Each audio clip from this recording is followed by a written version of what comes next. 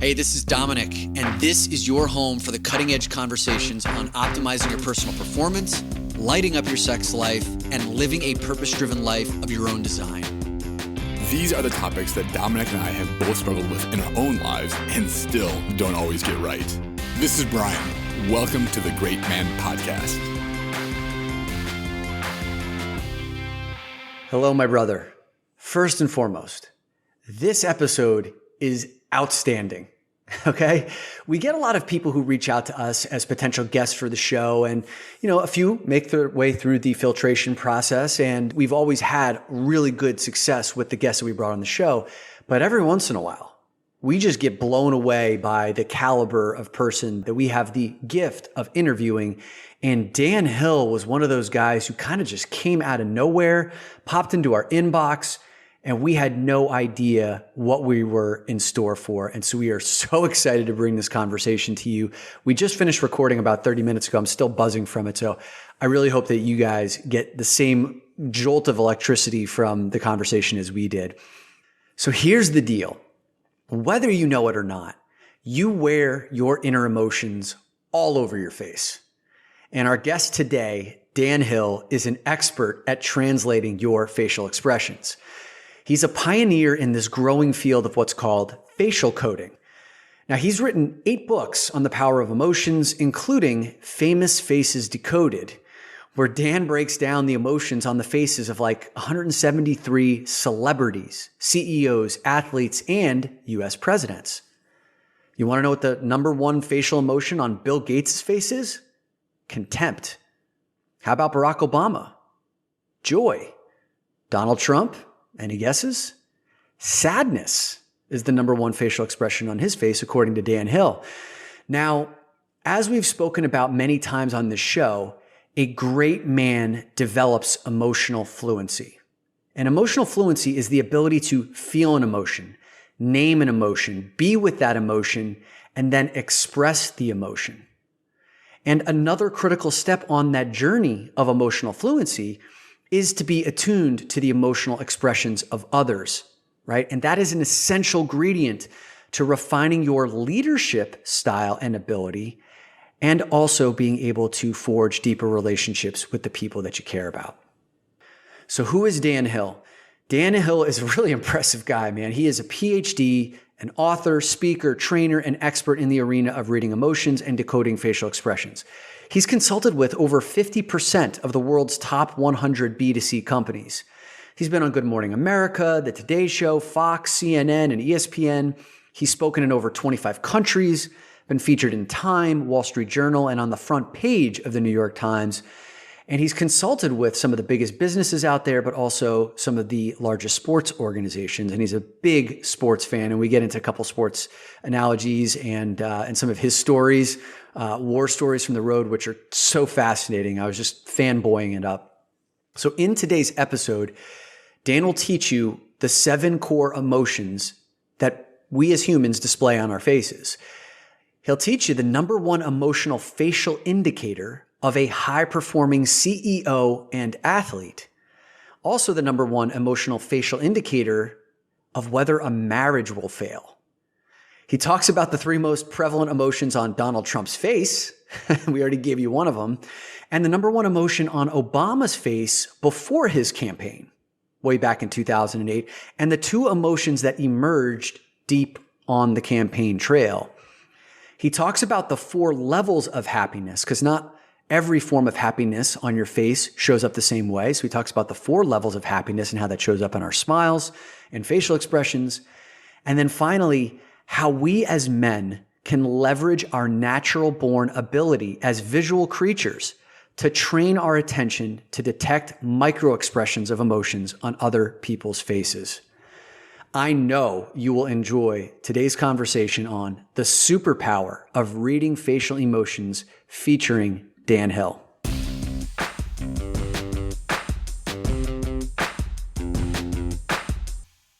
So Dan, welcome to the show. Every so often we get an email in our inbox coming from someone who says, hey, I think I might be a good guest for the show. Every so often we get someone that we're super excited to talk to. And you're one of those guys, man, because your topic of conversation is completely unique. It's thoroughly needed, especially for our audience of men.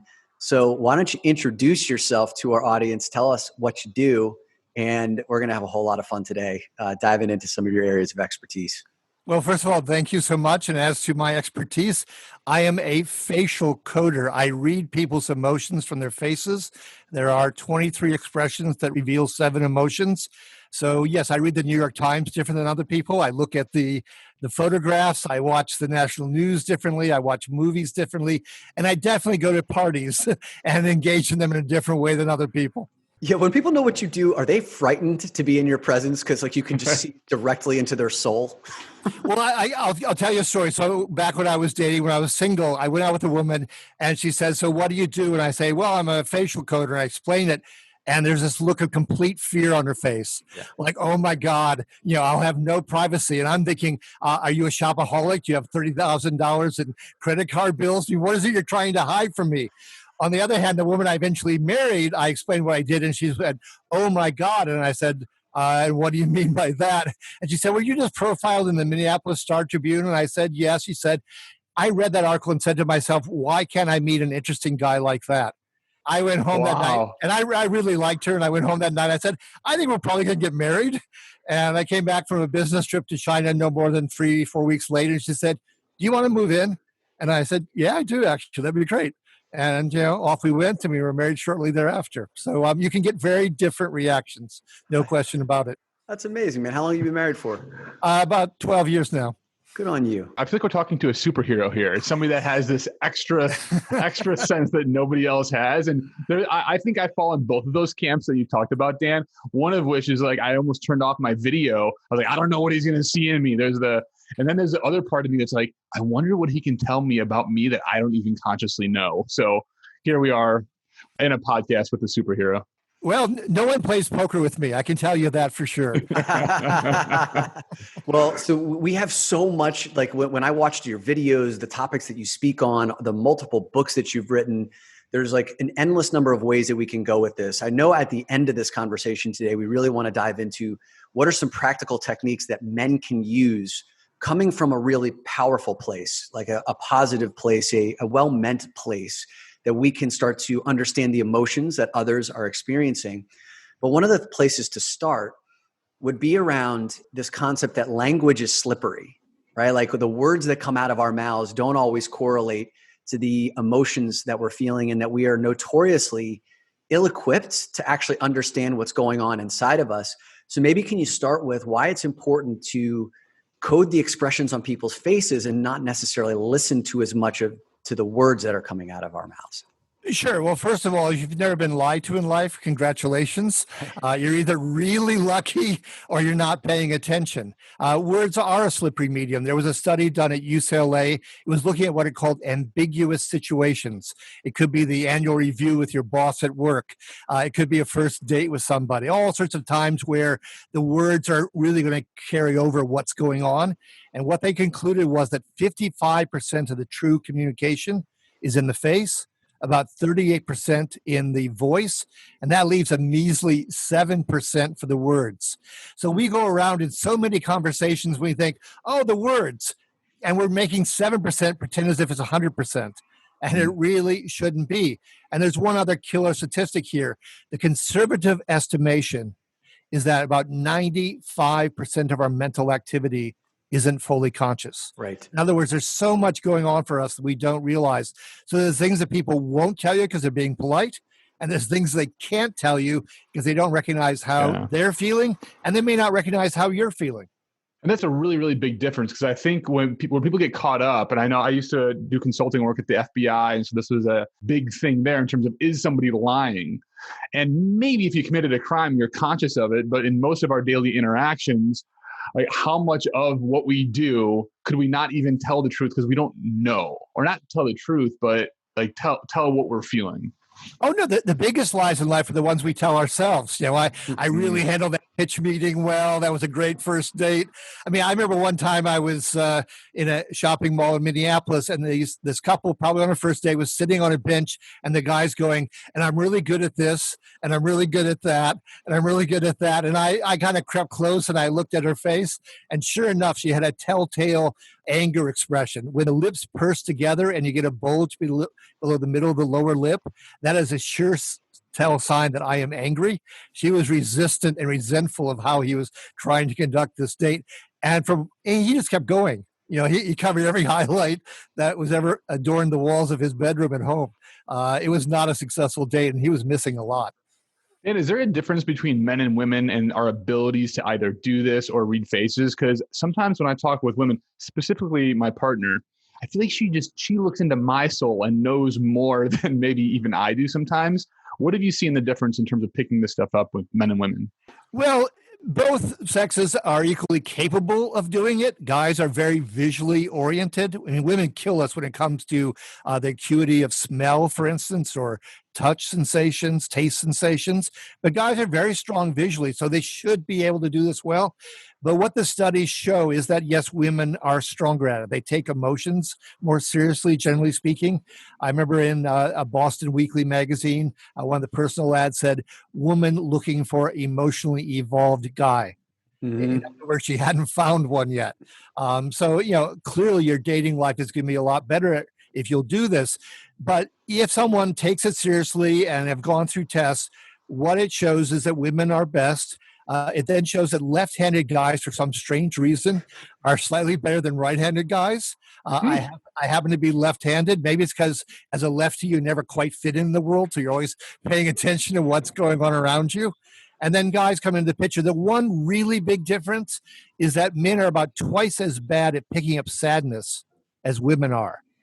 And I find that fascinating. I've never found any scientist, psychologist to hypothesize on that. But I have a theory, which goes all the way back to the fact that from an evolutionary point of view, we don't have, Microsoft 5.0 or 12.0. We have like 2.0. We have a really ancient emotional brain. So we're basically still hunters and gatherers. And what sadness does is it makes you slow down. It makes you mentally and physically slow down. Well, as a guy on the hunt, slowing down is not an attribute. And the other guys on the hunt are trying to get the deer are not going to be too interested in slowing down either. So it's really not a benefit. Think about a woman. She's historically around a campfire. She's got the baby. She's interacting with the other people there. It's a much different situation. It requires a different skill set. Different things are applauded. So I think for a guy to take the moment to say, you're in sadness, pain, you're slowing down, how can I help? That probably doesn't come quite as naturally. And that's the one big difference on facial coding. The guys do not do sadness too well. Dan, how do you quantify that? Like, so men are twice as bad at picking up sadness. Like, how does a study get done where you understand that, okay, like these guys are twice as bad as the women? Well, for one thing, I've hired facial coders into my business for 20 years. I need other people to help me out. So we run tests with them. We show them first photographs, then we show them video, and we score them. We see how well they do on the expression, but also ultimately on the emotions, emotion by emotion. I'm also, a reader. I read all the time, and there's plenty of academics who are using this. I was a person who brought the tool into business, but all sorts of academics have used this in psychology. And so there are numerous studies available. I look for the ones that interest me because some of it's pretty deadly to read. And that's one of the studies that interested me when I looked at gender differences. That's so cool. And one of the cool things that you've done of many is you've written a book called Famous Faces Decoded, which is basically, 100 famous people's faces that you looked in and you basically said, I'm going to do a deep dive on the emotions that I can see in their faces. Yeah, it ended up being about 173 celebrities over 4 different years, all the way back to the silent generation, to millennials, rock stars, movie stars, business moguls, sports stars. I mean, I just went wherever I thought was interesting. I did survey a lot of people to see who they thought were interesting. I also asked them what they thought were the characteristic emotions of these celebrities. Their accuracy rate, about 35%. Wow. That's it. And these are people they love and follow. Yeah. Okay. So give us one that was a standout that you learned something about looking at their faces that shocked their fans.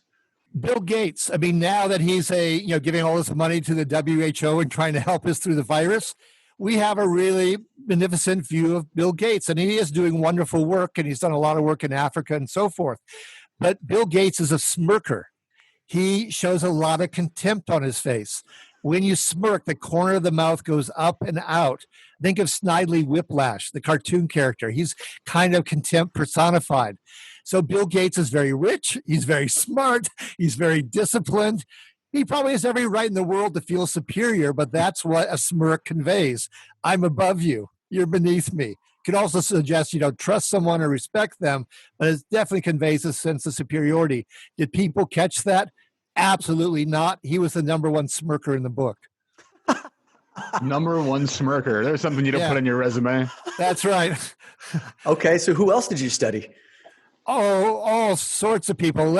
I'll go to Hollywood stars for a moment. So one of my favorites is Humphrey Bogart. Well, when the inner eyebrows pinch up, that is a sign of surprise and fear potentially, which he certainly had a lot of roles where he was being chased by someone with a gun. So that's a good emotion to be already, kind of oriented toward. But it also showed sadness. And if you go back and you read about Humphrey Bogart's life, he was a guy who had a hard time with sadness and with emotions in general because he came from a household where his parents did not acknowledge the feelings of their kids. They wanted nothing to do with that. You were just supposed to be this little automaton who, showed up at dinner time, but otherwise, please don't bug me. And I think the mark of sadness and those lifted inner eyebrows is something he carried into all of his roles. So, when Bergman, goes with the other lover and he's going to be left forlorn, well, that's a perfect role for the guy. He lived this every moment of his life in some sense. Do they teach this in acting school to change the face to show an expression? Is this something that they use science for? I have asked some people. I mean, I know, for instance, Sam Simon, the co-creator of The Simpsons, endorsed my book, Emotionomics. He's a big poker player. We were on a PBS show together called Mental Engineering. So I asked him, and he said, no, not really. Then we have a very famous theater in town here called the Guthrie, perhaps the best regional theater in the country. So I met with a woman who basically, helps do the casting calls. And I said, do you look for this? Do you know this? Do people train for this? She said, no, I think what they really do is the best of them really try to absorb and understand where that character is coming from and pretty much manage to get there. But no, shockingly enough, they don't. Now, you decoded some of the faces of presidents. Did you go back and do almost all the presidents? I did every single president. Now, that gets tricky when you get back to someone like Washington, because then you have to go to medallions and busts and stamps, whatever you can find. And he wasn't a guy who was going to smile a lot. People don't know this, but by his second inauguration, he was down to one tooth, one real tooth. The rest were wooden teeth. Did not know that. Yes. So, there's not a lot of smiles in George Washington. He doesn't want to give that away. Got it. Okay. Well, how about the last two presidents, including the president right now and the president before? Well, we can spend 3 hours on this question, but I will do what I can. First of all, Trump emotes tremendously. I mean, his face is constantly showing something. He could never be a poker player. This is the guy who wrote the Art of the Deal. Well, that to me is amazing because he could not keep a straight face in a negotiation. I mean, he would definitely want to do it over the phone only. Yep. So Trump shows not just a lot of emotion, he shows intense emotion. A lot of people are probably going to think that it's anger that defines Trump, because with anger you hit out. His tweets are whacking people, attacking people pretty much all the time. But it's not the volume of emoting, it's the intensity of his emoting that really shows. When you're super angry, the mouth pulls wide in a horizontal funnel. It's kind of like a dog where you've taken its bone away from it. And I almost never see this expression. And I've seen it several times from Trump. But what's most characteristic of Trump is actually sadness. And in my study, no one guessed that. Sadness in Trump is most shown in the fact that his lower chin pulls up toward the mouth and he forms an upside down smile with the mouth. It shows sadness, it shows disgust, and it shows anger, his three prevalent emotion, but he adds in sadness with a wince in the cheeks. And the reason I think he shows sadness kind of goes back to Humphrey Bogart. There's a lot of speculation from psychologists who've studied him that his mom was a very distant figure, felt overwhelmed by having so many kids to deal with, was just kind of absent. His dad was busy making a whole lot of money and didn't get all the attention he wanted, especially initially. I think there's a real sense in Trump that he's turned the world into his stage because he wants as much attention as he never got growing up. And he could never get enough adoration. I mean, the guy is the ultimate narcissist. I mean, even if you're a fan of Trump, I think you have to accept that, in the middle of the pandemic, what is he saying? I'm number one on Facebook. On the ratings, yeah. Yeah. Right. And that's not what most of us are worried about. We'd like to stay alive right now. I mean, you're number one, you're number 10, you're number 2,000. We don't care so much as we'd like to be safe. Yeah. So it's the sadness that stands out. And then also disgust. Because he's a germaphobe. I mean, it's probably well known to many people that he doesn't like to shake hands. He also doesn't drink. He doesn't smoke cigarettes. He likes to back away from things. He sees things as poison. Does that extend, even if we go political about it, to his feelings about foreigners? It might, in a way. That's something outside of you, beyond you. He's not a man famous for having a lot of friends. Quite honestly, he's a family guy. That's a pretty tight circle, which takes you back to the sadness, the sense of feeling lonely. Yeah, and didn't you say that he is the saddest president that we've ever had based on the facial coding? He is, and he's also, his presidency is obviously not over yet. It may be one more year, maybe 5 more years. But presidential scholars have rated him actually the worst president we've ever had. And when I looked at all of the presidents' sadness and lack of success in the White House, aside from Abraham Lincoln, was a really strong correlation. In fact, the strongest predictor whether you're going to be good, great, or terrible in the White House. Wow, sadness. Is this something that we can extrapolate into business too? I know you've done a lot of work in that space. So if presidents are considered poor performers, the sadder they are, does that translate elsewhere? It does. The CEOs that I've studied, it's really hard with stock performance because they play lots of games with stock buybacks. It's really difficult to get a good barometer on who's a great CEO in some ways. You can see who's really burst out, like Jeff Bezos, for instance, or Bill Gates or Steve Jobs. But a lot of times, they inherit a company, the product line's already there. How are they performing? But disgust is actually the most reliable indicator I've found in a CEO for being a great performer. They don't accept mediocrity. Disgust is the number one characteristic to a high-performing CEO. And the same thing in athletes. LeBron James, Serena Williams. Yes, it's a really common thing. And I think it's because to just be ordinary is like, that stinks. I'm out of here. I won't do that. If you look at Serena Williams after she's won her majors, so often her nose wrinkles like, I got there. It's not a big smile. It's actually a disgust expression, followed by enough of a smile, which he pivots to the crowd and starts her acceptance speech. Her first reaction is often disgust. Wow, that is fascinating. Didn't I see somewhere or listen in one of your studies where you talked about how it was something like this magical mix of joy and anger or joy and disgust that creates something special? Yes, that's what I call the golden blend, which I think is a really great place to go to in a presidential debate. Because you don't want to be just a happy camper because, face it, all voters have issues and challenges in their lives. We're looking to make your life better. We're not living in Valhalla, especially not right now. Right. So you're looking for some happiness, some sense that they can get you there, that they can bring fulfillment, but you're also expecting some anger because you want a sense of purpose, of drive, that I'm not going to accept things. And so a blend of those two, not over the top anger, not like you're a psycho killer, but also not like you're a completely blissed out happy camper who doesn't realize what's going on around you. You want some combination of those two. And so, Reagan did that well. Clinton did that well. Bill Clinton. That's a really successful formula in a debate. And I think it's good for a CEO giving a speech to the troops, especially at a time like this, saying, okay, we've had to do layoffs. We've had to furlough people, revenues down. How are we going to fight through this? You're looking for hope, but you're not looking for just blind optimism. I imagine this plays into trust as well. Oh, absolutely, because you're not going to trust somebody. I mean, when I was in Russia, the Russians don't smile a lot. Putin is not an exception. And I finally one day in St. Petersburg, I said to my waitress, because she actually did smile, I said, why do most Russians not smile? And she said, because we assume that if you're smiling, you're a fool because you don't realize what's going on around you. We also think that if you're smiling all the time, there's no reason to trust you. Because if you're foolish or trying to game me, we're going to back off. So it has to be an earned trust. That's why I think the golden blend is so good.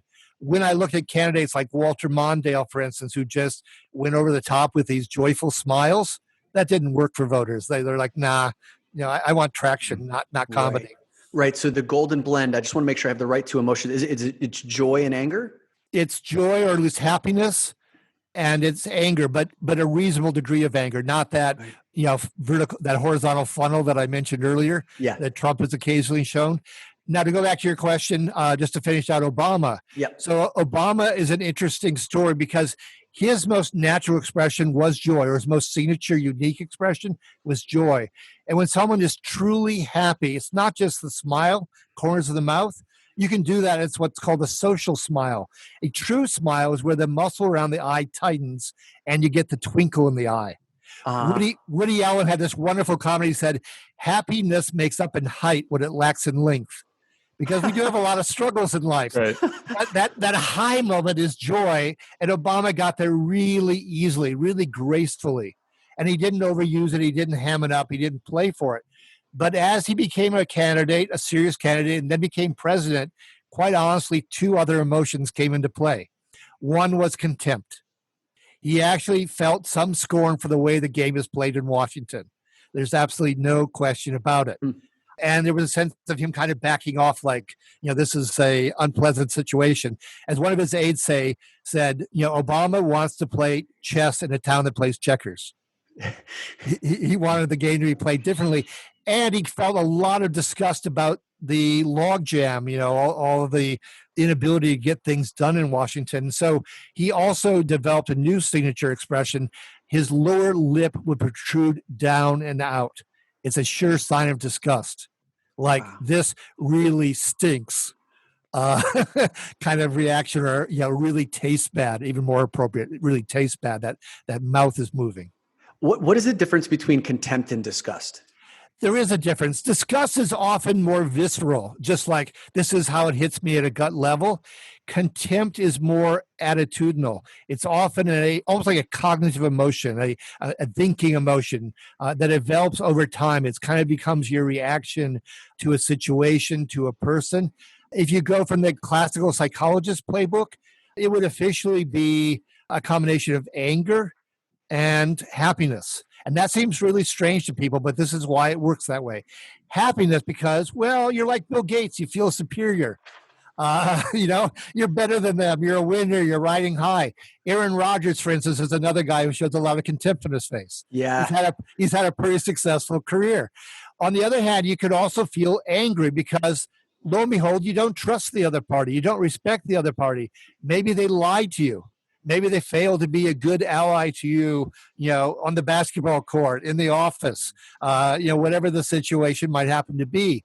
So it's got that kind of blend going. But a smile and a smirk are so close to each other, and they're so interesting because they're so different. A smile is open and connecting. A smirk is backing off. In Malcolm Gladwell's book, the Blink, the Love Lab at the University of Washington, Seattle, uses facial coding in marriage counseling. With 15 minutes of videotape, a 90% accuracy rate if couples will stay married. And the most reliable indicator, contempt. Because if I don't trust you, I don't respect you, nothing that comes out of your mouth is going to make a difference because I'll dismiss it. Wow. This is Dan, you were like extraordinary. This is all fascinating. Dan, I told you we're sitting with a superhero. This is how it goes. Dan, how are people using this in interviews? Part of my work is in the talent strategy space. We're always coming up with what are the best ways to interview people. And I'm curious how maybe we're using we could use some of this in that space. Oh, absolutely. One of my best friends is actually a talent guy up in Ottawa. So he does it in the Canadian market and U.S. market. So I'm going to bring it into the realm of sports because I did some work for the Minnesota Gophers men's basketball team.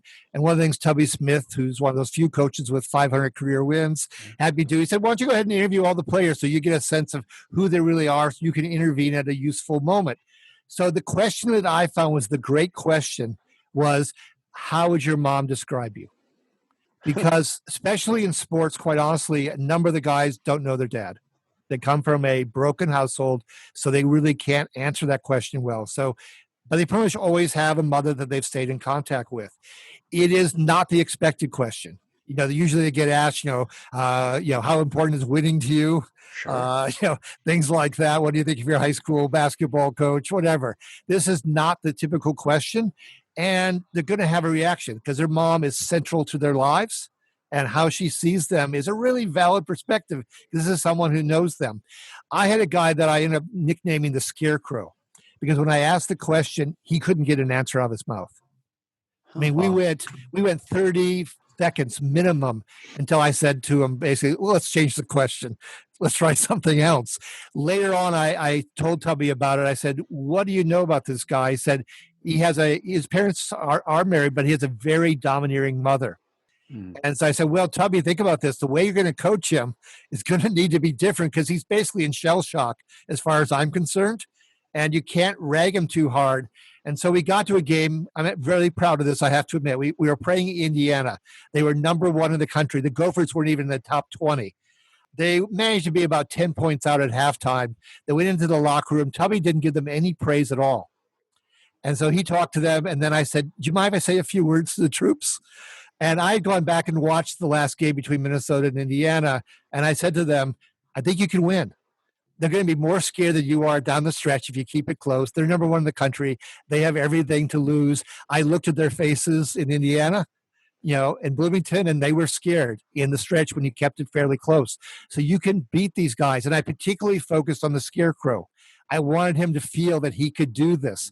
And in the second half, for the first time all season, twice in a row, he went to the hoop and he stuffed it. He was a tall guy, but he played timid. He stuffed it, and I turned to my parents who were there at the game with me, and I said, tonight we win. And we did. We beat Indiana, number 1 in the country. Huge upset. It was so exciting, I have to tell you. Wow, Dan, I'm no facial decoder expert, but when I saw you say Tubby Smith's name in Minnesota basketball, I saw your smile go up. I saw your eyes smile.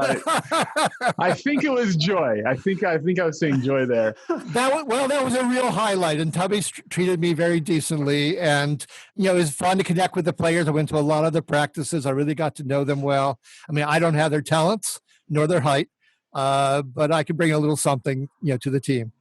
I love that. And it's such a great example of how this stuff works in action. It's nice to know. It's nice to see what Obama is doing or Trump is doing on the screen, but to see the story of you being able to understand where somebody's coming from, what their true emotion is, and how to speak to that.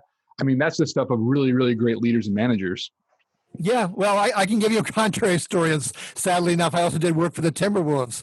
So David Kahn was intent on drafting this guy who was 6'6", and coming from the Knicks, and he said, oh, it's just perfect. You can play like 4 of the 5 positions. And I said, David, he's got the saddest expression I've ever seen. He's like Chief Rain in the Face, who was one of Sitting Bull's allies. I said, basketball, you got to get up and down the court. You got to move. Sadness tends to slow you down. Well, the guy proved to be locker room poison because he was a sad sack, and their team was going through a lot of struggles. You want someone who brings some energy. And he did not perform on the court. It did not work. And I tried to talk him out of it, but he still made the trade. Yeah, and didn't you have another story? I don't know if this was with the Timberwolves, but it was where some team that you were consulting with was looking at making a big offer, a big contract to someone who's had a recent injury history. And this individual, right? Can you tell that story? Yes. In this case, we're talking about fear. And the most reliable indicator of fear, I mean, it's true that your eyes can go wide, your eyebrows lift, because you're literally trying to take in more information, see the world around you more clearly. But a lot of that overlaps with surprise. So if you really want to get to fear, you look for the mouth pulling wide. in an egads sort of expression. So there was a guy who had been a very top pick, come in the NBA, had a great history, and then he had knee issues. And he dropped out of the league. And David, I don't mean to rag on David, but he did make a couple of unfortunate choices. And this was another one, supported by the owner. And they said, I think this is a steal. We'll pick the guy up. He tells me his knees are good. Well, I went to the videotape. I went to YouTube, and I watched several interviews. And every time he mentioned his knees, he showed that fear expression. Well, they took him, and this is how it turned out. He played about 6 games, only a few minutes each game. I think it cost them something like $187,000 per point he scored. Oof. Before he blew out his knee? Yeah, before he dropped back off the team and season and career was over. I mean, that's a lot of moolah. I mean, if you give me half of that, I'll be really happy. Per minute, no less.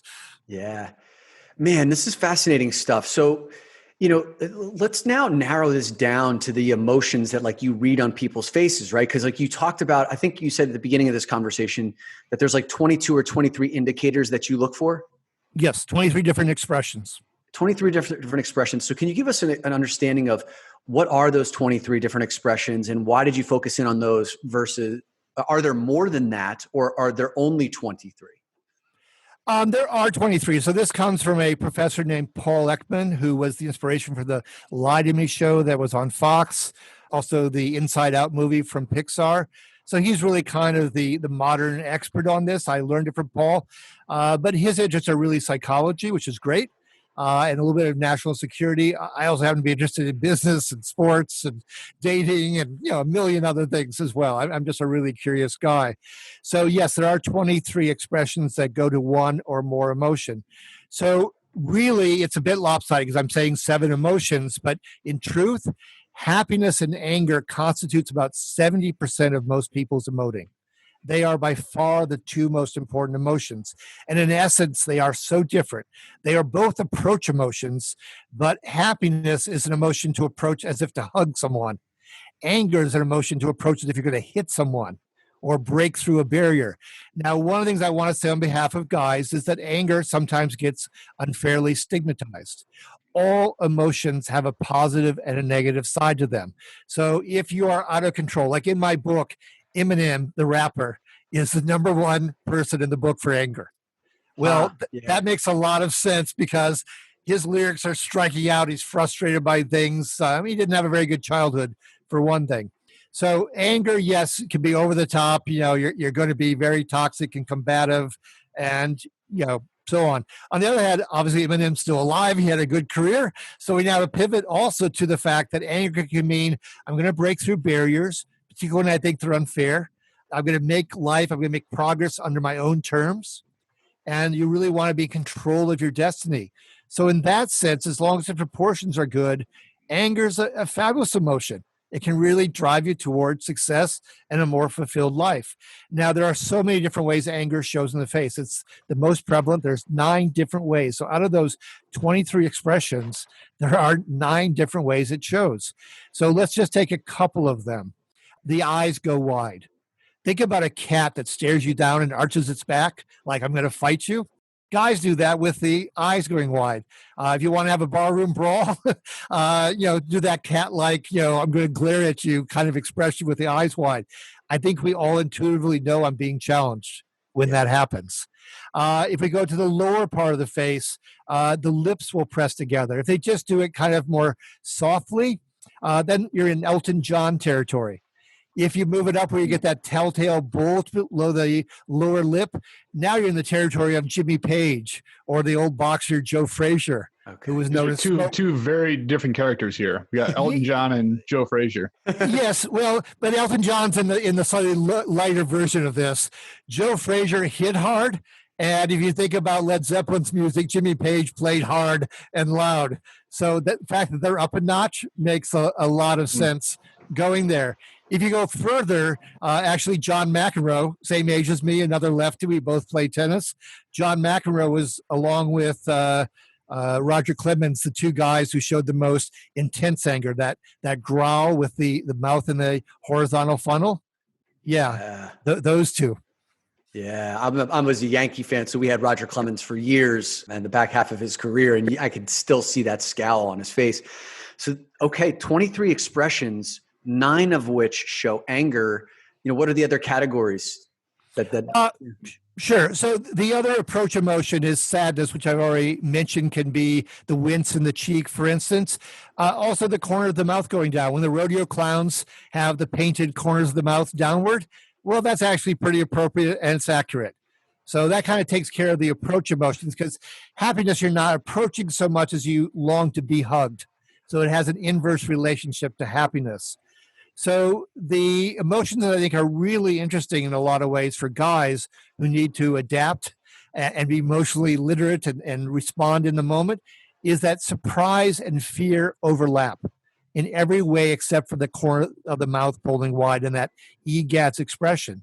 So what does that tell you? Surprise as an emotion is I'm taking in more information. That's why the eyes go wide. That's why the eyebrows lift, for instance. The other way in which surprise shows, the mouth drops open, almost as if you're going to take in more oxygen. You're taking a deep breath because something is changing in your environment. Right. That's really what surprise is about. It's an alert signal. You can have a positive surprise. I got a new car for Christmas. You can have a negative surprise. I got a new car accident on the way home from work. Which one is it?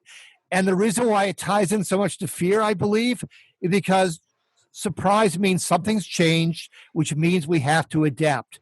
And if we have to adapt, we have to up our game. We have to exert energy. We have to pay attention to our circumstances and pivot to meet the challenge. And we sometimes feel like we can't meet that challenge, which is why we show fear. And I mentioned earlier that anger kind of gets stigmatized as an emotion. Guys show anger and they're out of control. And I told you anger can be positive. Well, the other emotion that's really interesting in the guy's playbook, I would argue, is fear. Because so often the traditional male storybook is, I don't feel fear, or I can't feel fear, or I shouldn't feel fear. Well, that's baloney. Pardon my French, it's bullshit. Because, of course, guys feel fear. Boris Becker, the great German tennis star, said, I don't remember a single point I won at Wimbledon. I only remember the fear of losing the match. Now, fear can be really motivating.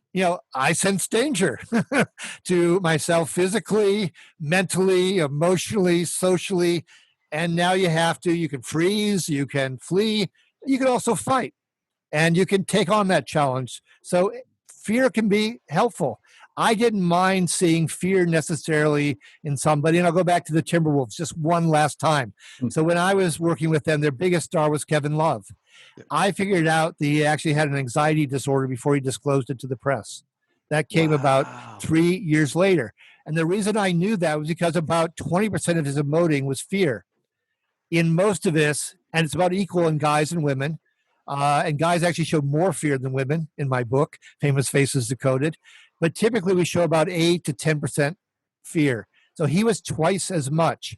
Now, he was an all-star, so obviously this didn't incapacitate him, but it did in a different way, because I went to the practices for the Timberwolves as well as the Gophers, and he was not very good in the practices. He did not take in advice from his coaches. He didn't interact with his teammates very well.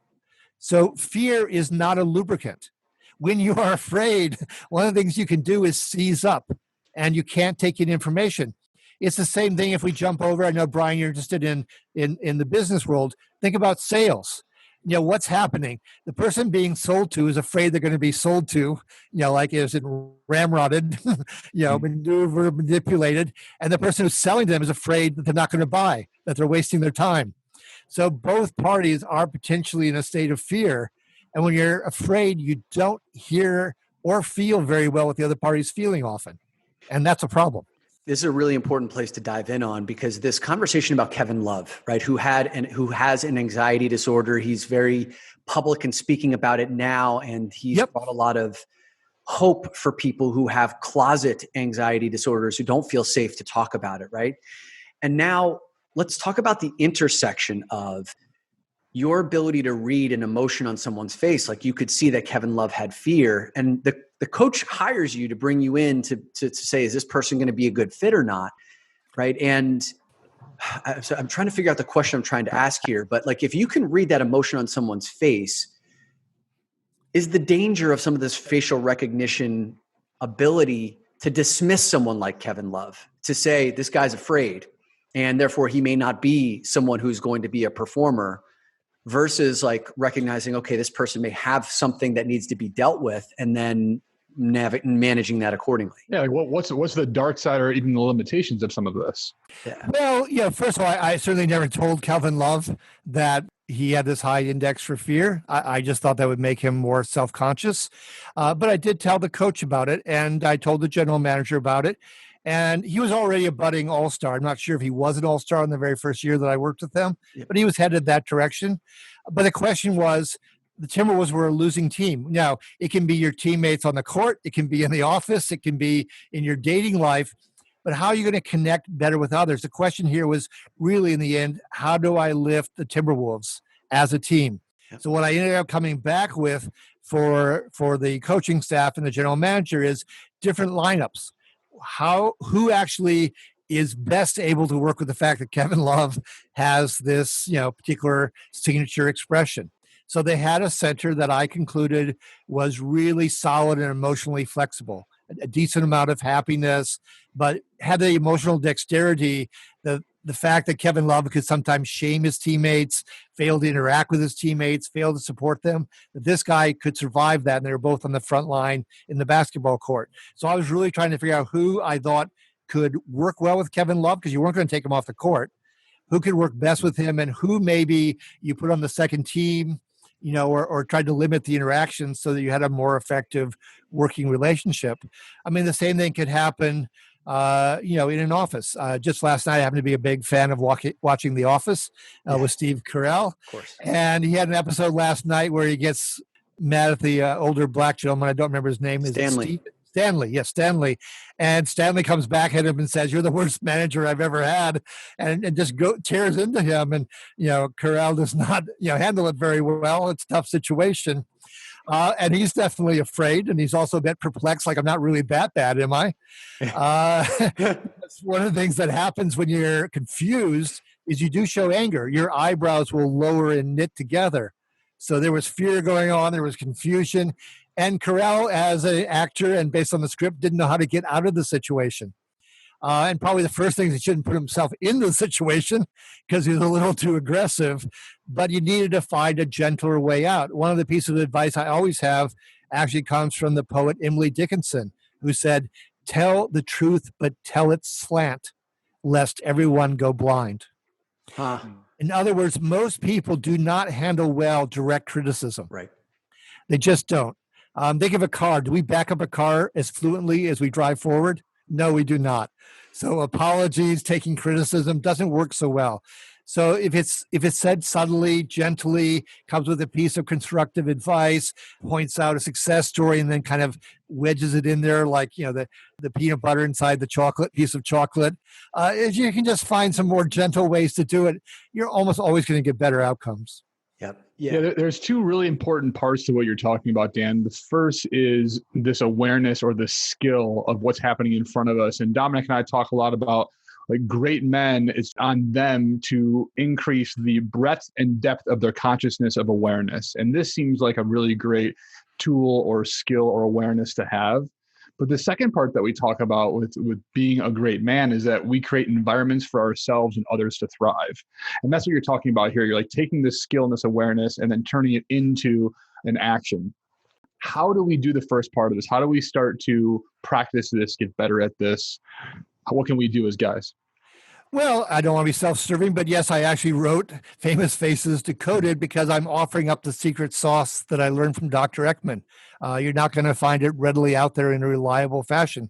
So I'm doing it, but with celebrity photographs and stories so that people can relate to it easily. Now, someone might not specialize in getting all 23 down right away, but they might pick up certain ones really quickly. Like for me, my father was a pretty successful executive at 3M. Well, he showed a lot of contempt on his face. He was a Bill Gates sort of smirker. So I'm really good at picking up contempt expressions because I saw them every moment of my childhood, basically. My dad, was pretty accomplished and tended to look down at people. He had to earn his trust or belief. So I think you really do want to look at those, but then you have to be emotionally literate. I mean, what do each of these emotions really mean? And what does that mean in terms of the triggers and how you can drive toward a better outcome? So disgust often signals that something is poisonous, like it's bad, it's going to kill me, and I want to get away. So if you're seeing that in someone, well, then they really feel like maybe I've got a bad work environment. I need to do an offsite with my staff. I need to let's not work on Friday. Let's take a long lunch and tell some personal stories and reconnect so you have a better flow going on. I mean, that's a possibility. Contempt is, as I said, often superiority. Sadness is a sense of, I missed out. I missed out on a connection. I missed out on a dream. If someone is feeling that, they're looking for a lending hand. With all of these, you need to understand, what you see in the face, or if you aren't a facial coder, what do I think is the feeling of the vibe? Then you need to be able to pivot enough to say, what might cause that? And how do I connect or solve that? So I'll give you an example going back to a leader. So at one point in my career, before I launched my company, I was the director of executive communications for a big utility. The company was about to go through change potentially because they were talking about deregulation. Well, a lot of people came to join a utility for the exact reason that they had 100% market share, that it was a safe job for life, almost like being in the government. They were terrified in a lot of cases. And so I said to Jim, you're doing the annual employee meetings wrong, because when you get to the Q&A, what are you doing right now? I just come into the job, but I was told this. I said, you're having them submit the questions in advance. You're standing at the podium. You're thumbing through the index cards, and you're choosing which ones you want to answer. That doesn't suggest you're very open. And they want trustworthy answers from you. I said, we got to change this whole thing. So will you do this for me? And he agreed to it. He lifted his game. I said, be open. We're going to do candid camera. I'm going to go around. I'm going to film employees asking questions. We're going to show that at the start of the Q&A. And then we're going to let people step to the mics that are in the aisle, and they can ask you whatever they want. And you have to take it on. And he said, okay, I'll do that. We got a 20% lift in the annual employee meeting satisfaction levels because people felt like they got the real McCoy. Yeah. They got answers they could listen to. They appreciate that he was open. Some of the people, there was a woman that I dubbed Whoopi Goldberg because she was just all out in your videotape thing. She said, Jim, get out of your corner office. Go talk to us. We're people. We want to know what's going on around here. Stop hiding from us. Nice. The audience howled with laughter when that happened. And that there was just a great springboard into it. So that's where, you can think about a situation. I presented him something with a bit of a challenge, like go away from your comfort zone, but he did it. And we're in a moment with the pandemic where we all feel a sense of danger. And can you pivot? Can you grow? Yeah. And, Dan, one of the things I think you've done that's helped simplify this for me is you've identified the 7 core emotions. Can you just walk through quickly what those 7 core emotions are and why are just these 7 the core emotions and not all of these others? Well, first of all, there's happiness, and it's a smile most obviously. And happiness is I embrace people, situations, ideas. It's a chance for growth and allies because all of this goes back. The person who created facial coding was none other than Charles Darwin. He said to himself, as someone who worked in evolution, why do we have emotions? They must help us survive and thrive. I mean, because life is tough. So happiness helps us survive and thrive because we accrue allies. We connect with people. It could be our loved one, obviously, physically, emotionally, spiritually, but it's also business allies, sports allies, whatever the case may be. Then we need surprise, where the eyes go wide, the mouth drops open, for instance, because we have to be alert to change. Life is constantly changing. I mean, no one saw COVID-19 coming. No one. And even when we did see it, we didn't want to see it for a little while. Then you got fear. I mean, fear is you're summoning yourself to deal with a danger, whatever its scale, whatever the angle it comes from. So that mouth pulls wide, for instance, and you have a lot of expressions that overlap with surprise. Then we're down to sadness. Sadness is, I need allies. I don't have allies right now.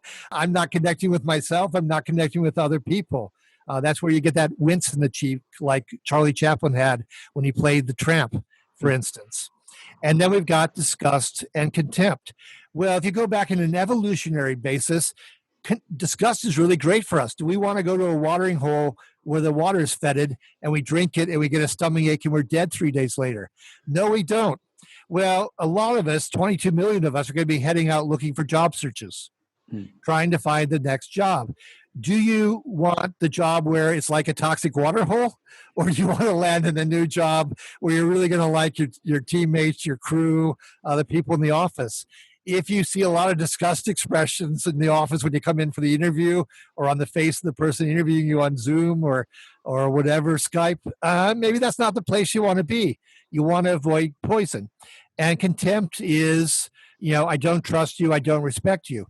Well, I think we feel that emotion because we do want to avoid the people we think are not trustworthy.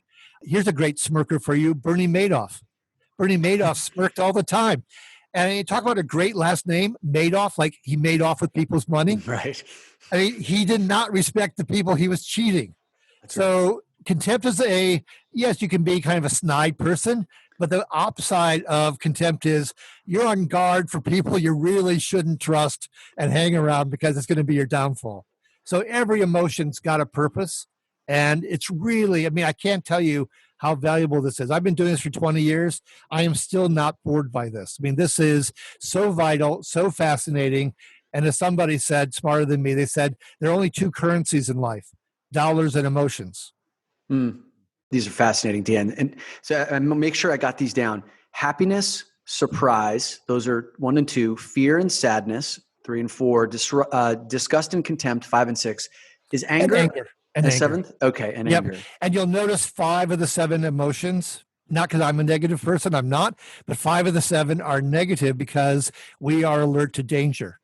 People hear bad news twice as loudly as they hear good news. Right. It's all about, am I safe? Think back to Marathon Man, where the Dustin Hoffman character keeps saying over and over, is it safe? Is it safe? Is it safe? That's basically how we go through life, if we're going to be honest with ourselves. Right. That's why it's crazy to imagine you're not going to feel fear. It's a good thing to feel fear sometimes. That means you're really paying attention to what's going on around you. Yeah, so if you were to take this then, like say if you were to be hired by a men's group to come in and teach like 20 men who are interested in developing emotional fluency and like learning how to read these expressions, how would you teach them the intro level course? Well, I would take male heroes that are in my Famous Faces Decoded book. I would take them from different walks of life, just in case they're not into sports or business or Hollywood or something. But I would look for what was the biggest surprise. I told you there was gaps between what people thought they saw in these people and what they actually saw. So I would go for the knockout surprises like the Bill Gates one that I gave you earlier. Yeah. Because you do want to create a wow moment where their eyes go wide, the people in the workshop, and go, oh my God, I didn't know that. I didn't realize that. I didn't see that right now. Because we tend to be complacent. Again, we lie to ourselves. We say, oh, this is pretty good. I'm at the top of my game. I don't have to be any better. I understand what's going on. We can all fall into that. And so, that's why I think it's really important to get the wow moment. And then you can drive the truck through the wow moment. Cool. And a topic that we've talked a lot about on this podcast has been related to the Me Too movement and consent. A few phrases that we've heard come through is that consent, verbal consent is necessary, but not always sufficient because a lot of things aren't said. And I can imagine this being something used for guys to better understand the environment with which they're in, because often we're looking for rules. Like, what is the rule? Does somebody have to say yes? Do they have to say fuck yes? Do they have to like, you be the one that, and guys are confused in terms of like, well, what's too far? Where is the line? And I'm wondering if this is something that at least guys can be aware of to better understand these interactions, especially with women. Oh, absolutely. For one thing, I come from a college town. I taught college for a while, so it can be high school, it can be later in life, but college life, is a time where, people are often first on their own. A lot more drinking might be involved than they could get away with in high school, unless their parents went out of town a lot of times. And so you got a combustible situation. And so, yes, I don't think the verbal yes is enough. Sometimes people can be quite intoxicated. The words can get slurred. They're not getting said at all. The music can be really loud. depending on the party situation. There's a lot of things where the verbals are not going to cut it. So I think you do have to look for the fear. I mean, I think that's the number one thing, that you are trespassing on someone and they feel that they are in danger, that they could be the victim. So they may not have gotten to a state where they consciously realize that this isn't comfortable for them, that this isn't working. But if you see that mouth pull wide and an egads expression, that's a tripwire. You really shouldn't cross it. Let's imagine you're earlier. It's more, in, I guess I'll say, seduction or flirting or something. When have you crossed the line, maybe verbally, with a bad way to approach the conversation, a joke, a one-liner that's not going down well? On the face, the anger expression is going to be really important. That's your speed bump. That tells you to slow down the car. I like that. Speed bump makes a lot of sense. I like that. Yeah. As a warning. Oh, as a warning. And you might see that speed bump where the lower eyelid goes taut and straight. Snake eyes is part of that. The eyes narrow, but it's also the lower eyelid gets tight. The eyebrows could come down again. They're confused a bit. Like, I thought you were this kind of guy. Now you're saying, or you're doing this, or you're pushing this along, you're not listening to me. That could be a sign of it. The lips could press together. Essentially, anger, another way to think about anger besides hit, is it's a boundary setting emotion. So it means for the person, it might be that I'm feeling angry because I want to get someplace, I want to achieve something. So the guy might be angry. He might feel he's frustrated and he wants, to get the show on the road, so to speak. But she might be angry because you're not listening to me. This isn't proceeding in a way that also works for me, that this should be a two-way street and you're just trying to rev the car and go down the street one way only. So I think those are the two most important things. And then if you're in a situation that you really got to wonder about it, maybe afterwards, maybe after an encounter, that's where contempt comes in. Because again, if they feel contempt, then you're not on equal terms. They find you beneath them, not trustworthy, not reliable. Something didn't work as well there as you imagined it is. So I think anger on the front side, the speed bump, fear is the tripwire, and contempt is the safety check on the backside. Yeah, we got to have you back where we do like an entire episode on this, like men attuning their senses to reading emotions that are happening on faces throughout all of those stages. Because I know one of the things in one of your speeches I heard you say is, you've done some speed dating assessments where you have like a 100% accuracy level on whether the woman wanted to have another conversation with the guy that she was speaking to based on either the contempt or the happiness or joy or surprise that was on her face. And as we are and Brian, I really appreciate you opening this door. As we are in this new era of, we're not just talking about consent, which is a baseline, like that's just the minimum expectations of a yes. Like, we're talking about enthusiastic consent as being kind of like the standard that we would want to hold ourselves to. Then what are those micro expressions that we can start to to look for regularly, and then to spur conversation from that place? Because as we are babies still learning how to decode facially, we don't want to just rely on the fact that we're reading that appropriately. We need to have like a dialogue, because we're not at Dan Hill level, right? And like, how do we have those kinds of conversations so that we can progress, connect, and make the other person feel seen, heard, and understood? Sure. Well, I would go back to happiness. I divide happiness into 4 levels of happiness. Okay. The lowest level is kind of like the Filene's bargain basement of happiness. It's the slight smile. Maybe one corner of the mouth goes up, but not both corners. It can be really brief. That's kind of your minimum threshold. Like, that's the worst joke I ever heard, but at least you tried to humor me. That is not your super yes of consent by any stretch of the imagination. Then you get up to the kind of the social smile. So that's a little bit broader, but it's not really involving the cheeks very much. It's more the corners of the mouth go up. That's a polite but potentially kind of frozen smile. Politicians will show that smile when they're getting attacked in a debate.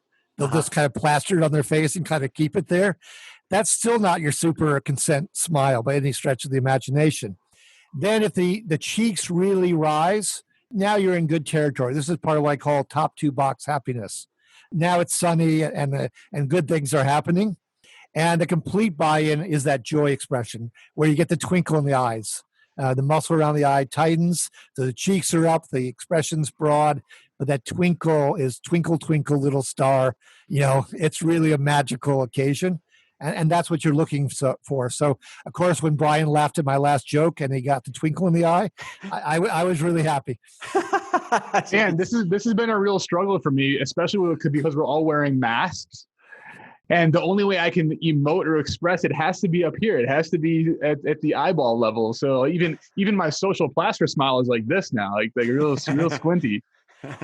Well, I certainly watch the news differently when the journalists have the mask on. That does not make it quite as interesting for me, I have to confess. I gotta say that your knowledge and your energy around this topic is infectious. I've really enjoyed your enthusiasm. I don't know if that's one of the major emotions or not, or one of the secondary ones, but man, oh man, this is making me want to get good, get good at and using this as a tool for good, both in business and relationships. Well, emotions are really contagious and they drive momentum. When I watched that Super Bowl where the Patriots came back against the Falcons, I mean, Brady didn't give in and he started rallying people and it went for a bit. I went, oh my God, the Falcons are about to get run over. That wasn't my preferred outcome, I'm going to admit, because I was kind of ready for somebody else to win the Super Bowl. Yeah. But talk about momentum shift. That, if you want to talk about how much emotions matter, I laugh when some guys say emotions are kind of interesting, but they're a sidebar. And then you see the same guys at a sporting event rooting for their team. They are bathed in emotion. Right. Because our emotions turn on when something matters to us. If you go back to Latin, movere, to move, to make something happen, is the core word to both motivation and emotion. They're intimately linked. So that's the other thing. Yes, I would like on a date the woman to be smiling, but I'd also like to see her face at least somewhat animated, because then she's involved. She's engaged in the occasion. Poker face or talking to a brick wall is no fun for anybody. Yeah, that's right. Dan, this has been an awesome conversation. I'm going to run out and I'm going to pick up a couple of your books for both Brian and I so that we can do even more research. And then the next time that we have you back on, we'll have some even deeper questions to ask for you. How can people find you, your website? And also, if anyone's looking to hire you as a speaker, I know that you've spoken in 25 or 26 countries around the world. So how about answering both of those questions? Sure. So I recently upgraded my website. So it's the obligatory 3 W's followed by sensorylogic.com, as in your 5 senses, SENSORY, logic.com. There they will find my 8 books. They will find where I've spoken. They can contact me via the email address that's there. If they want consulting, training, speaking gigs, whatever. And then I do have a blog. It's called Faces of the Week. I look at current events. Some of it's business oriented, a good deal of it's political because I'm interested in politics, which is a blood sport after all. So that's at emotionswizard.com. So after the 2 forward slashes or backslashes, I never keep track of which one it is. Emotions, plural, emotionswizard.com will get you to the blog and you can subscribe or read occasionally as you see fit. You are an emotion wizard. I like this. This is a good name for you. That is a good name for you. Thank you. And I'm gonna link that in the show notes. Yes. I'm gonna go out and buy Famous Faces Decoded for both Brian and I. Dan, this was awesome. Thank you for finding us. This is not going to be our last conversation. I'd be delighted to come back on, and you have great smiles and a lot of energy, and it's been a lot of fun. Hey, did you get something of value out of this podcast? If so, I'm going to ask you a favor. Would you be so amazing as to go over to Apple Podcasts and leave us a rating and a review? Your ratings and reviews can show someone who's just discovered our podcast for the first time that we are worth listening to. And that way we can reach a wider audience. So please head over to Apple Podcasts, leave us a rating and review. You rock.